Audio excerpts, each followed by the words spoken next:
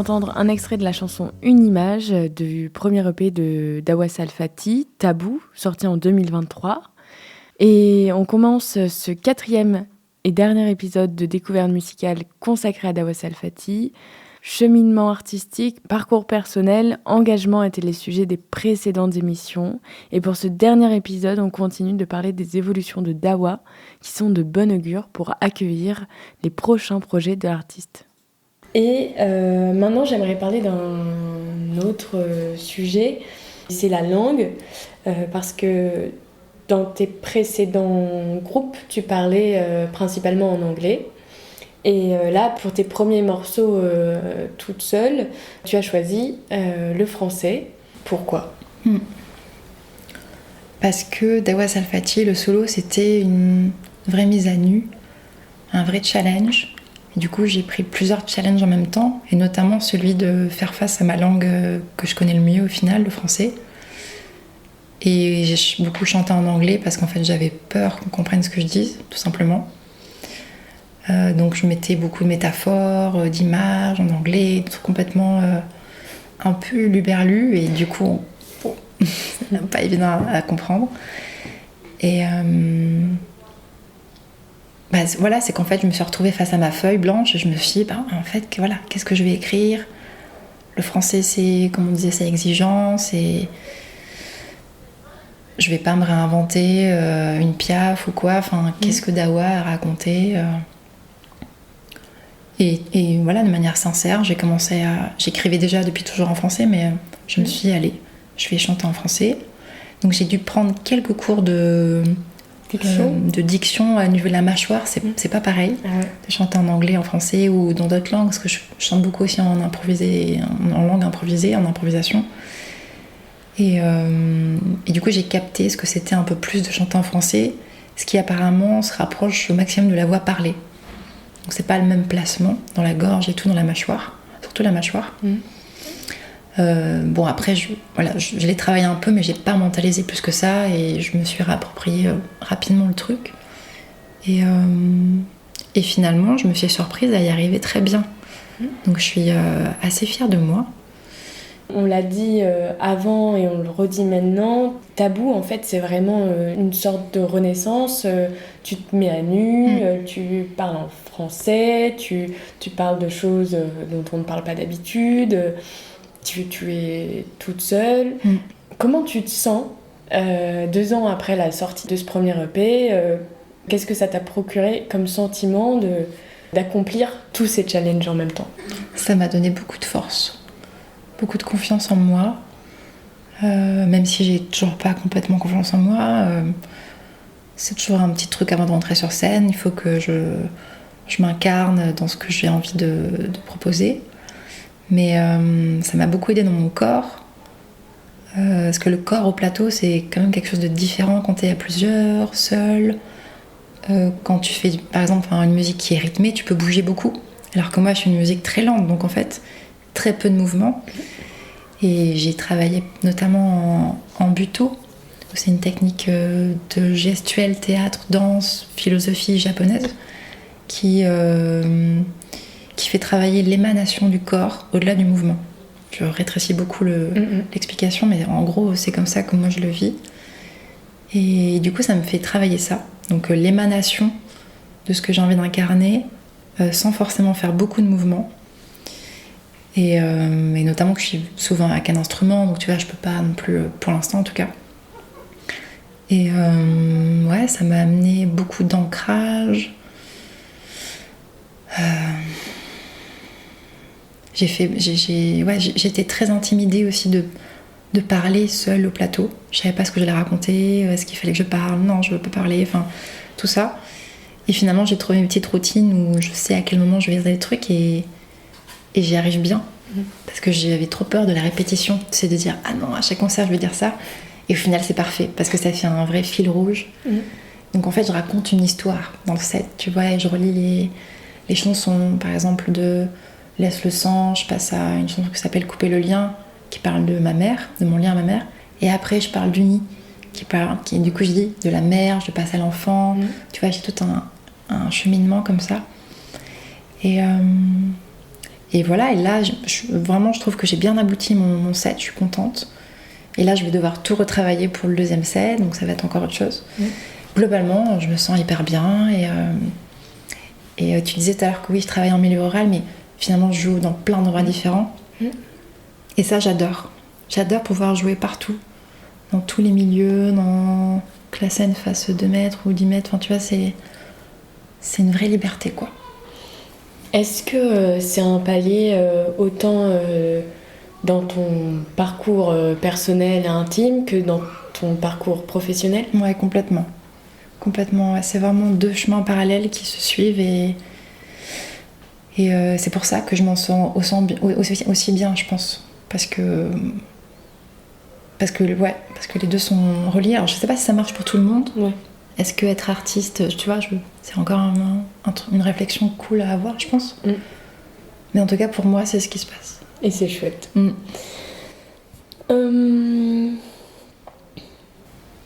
Et ben, je crois que... Est-ce qu'on rajoute quelque chose ? Est-ce qu'il y a un autre aspect qu'on peut aborder ? On m'avait posé la question, qu'est-ce que tu conseilles aux personnes qui veulent être seules en scène ça me fait penser à des amis musiciens, musiciennes que je connais et qui ont peur de ça, de passer ce cap. Et du coup, qui passent un peu leur temps à jouer avec d'autres groupes et qui n'ont jamais le temps de faire leur en scène, mais qui veulent trop le faire. Et j'ai pas vraiment de conseils, mais j'ai envie de pousser les gens à prendre ce risque-là, parce qu'il y a une vraie richesse en fait de cette solitude. Après, c'est des personnalités, hein. Moi j'adore être seule, globalement même dans ma vie, donc peut-être que voilà. Mais se confronter à soi, je trouve ça merveilleux et super enrichissant pour aussi ensuite pouvoir communiquer avec les autres, de mieux se connaître en fait. Je crois que ça apprend à mieux se connaître en fait, ouais. Cette solitude. En face d'un... Alors il y a le plateau, il y a la création, il y a tout ce cheminement en fait de réfléchir à ton projet seul. Il y a plein d'étapes dans un projet autre que la scène qu'on a tendance à oublier. Pour créer ce tabou, tu as travaillé majoritairement seule, de l'écriture à la réalisation de tes clips. Qu'est-ce qui t'a poussée à travailler en fait, simplement ? À travailler... À faire quoi. Oui. Comme on disait tout à l'heure dans le premier épisode, j'ai cette expérience de groupe, donc je sais ce que c'est. Et j'ai vu aussi toutes les galères que c'est. Parce que faire groupe, c'est pas forcément être plus efficace, par exemple. Parce que tout le monde amène son idée, on débat. Ok, il y a des votes, ok, qui veut faire ça ? Moi, j'ai quand même beaucoup tiré par la manche mes coéquipiers, mes coéquipières, quoi. Donc c'est quand même... ça a été éprouvant. Donc moi, d'un coup, solo, j'étais là, waouh, trop bien, je vais faire ça comme ça, clac, clac. En 2 jours, c'était plié, en fait. Tu vois ? Donc en fait, j'ai gagné énormément de temps d'être seule. Donc vraiment, c'est l'avantage, moi, que j'ai perçu. Que, tu vois, je sais la couleur, je sais la photo, je sais le truc. Il n'y a pas de chichi, en fait. Et on en revient à ce truc d'être mère et artiste. En fait, on a besoin d'être efficace quand on devient mère artiste, parce que être avec un enfant, ça prend énormément de temps. Du coup, on peut pas... tu vois, faut y aller, quoi. Le lundi, fin de journée, il faut que ça, j'ai fait ça. Faut que j'ai choisi mon truc. Donc, l'efficacité, c'est important pour moi de faire les choix, clairement et rapidement. Et donc, c'est ce que j'ai fait. Et je t'avoue qu'en groupe, c'était pas ça, quoi. Alors, est-ce qu'on était plus jeune et plus insouciant et moins, tu vois, dans le timing Le timing, ça a aussi des très bons côtés, quoi. Faut pas tout rejeter en bloc et... Oui. Ok. Voilà. Donc, moi, franchement, je suis très contente de mon rythme maintenant. Et on verra après, tu vois, mais j'en retire beaucoup d'avantages. Est-ce que t'as senti à un moment donné que les violences que tu as subies, qui, j'imagine, m'ont affaibli et m'ont renforcé en même temps. Je pense que c'est les concepts. Mais pardon, En fait, mon interrogation, c'était est-ce que les violences que tu as subies t'ont, à un moment donné, emprisonné dans la peur et donc freiné dans la création et donc empêché de travailler, d'où ma question sur quand t'es seule, est-ce que t'y es arrivé comme tu voulais ou est-ce que ça a fait l'effet inverse ou comment ça s'est passé pour toi? Ouais, c'est une très bonne question. Le truc, c'est qu'il y a toujours un cheminement. Donc, par exemple, dans mon cas, ok, gros trauma, je me retrouve à faire des groupes parce que j'ai besoin d'être protégée, et après, je suis seule. Bon, ça va, tu vois, je m'en sors bien, j'ai pas 60 ans, tu vois, j'ai été quand même rapide dans mon processus. Mais clairement, j'ai l'impression d'avoir perdu du temps et l'énergie. Des fois, je me dis, j'aurais trop aimé arriver à faire ce solo à 20 ans. Bon. Mais c'est le voyage, tu vois.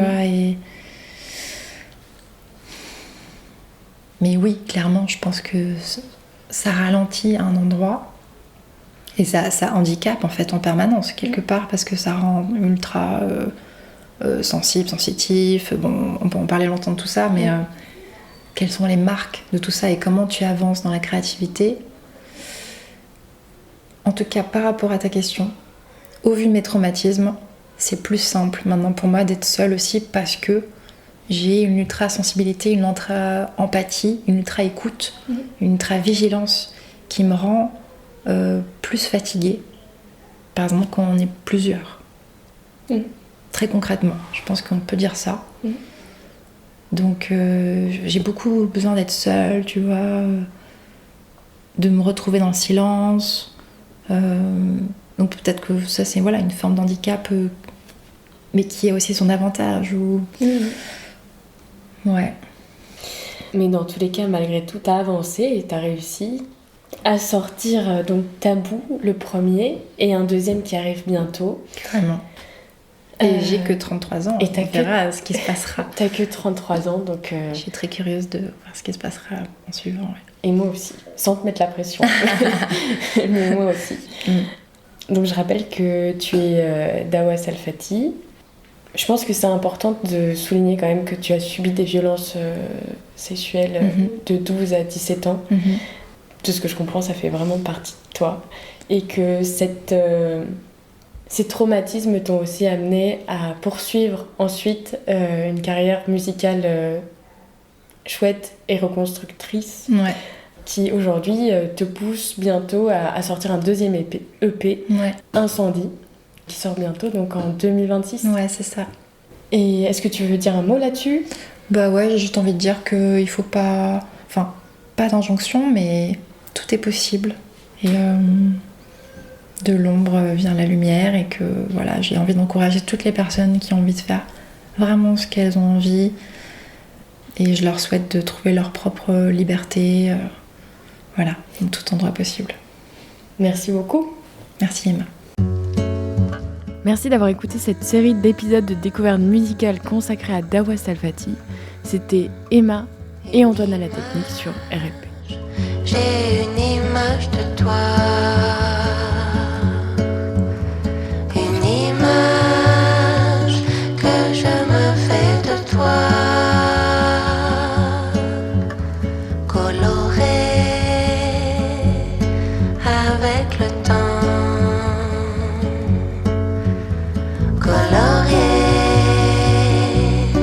Par les enfants,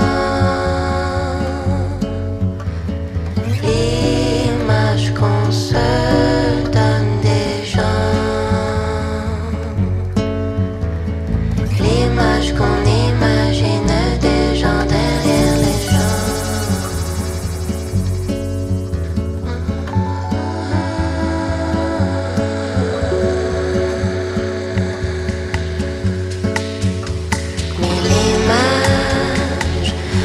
Je glisse et me noie, et l'image où je ne te vois pas, coloriée par les vents et marées, colorée dans tes cheveux défaits.